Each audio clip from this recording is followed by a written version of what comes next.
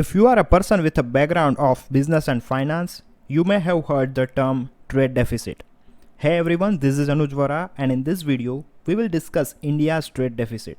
But before starting the video, make sure you subscribe to the channel and do like the video. So whenever I upload a new video like this, you will get notified.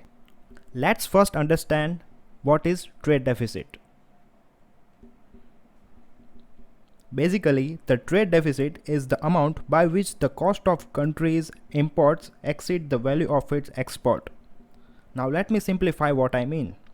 In a layman's term, trade deficit means a country is buying more goods and services than selling. Before the independence and even after the independence, India has remained an agricultural country. In 2017, India's agricultural sector was accountable for country's 44.52% of employment. In 2018, India's agricultural sector was accountable for country's 43.86% of employment. In 2019, the number is 43.21%. As per the data, this sector gives employment to millions of people in India, that is more than 40%. Now what if we compare with the world average? If we compare the world average in 2019, the average employment percentage in agricultural sector is 25.62%. So we can see a huge difference from the world average and India.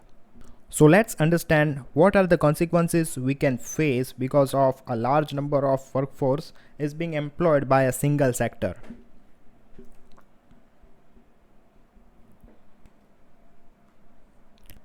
Before 2014, India has never focused on increasing manufacturing plants. Most of the consumer goods are being imported from the countries like China, USA, Bangladesh and Vietnam. What that means is our country is heavily dependent on other nations because India has not progressed that much to manufacture and produce goods for such large market where the population is 1.3 billion people. To increase the manufacturing activity and production activity, Government of India has been taking initiatives to invite multinational companies and set up their manufacturing plants.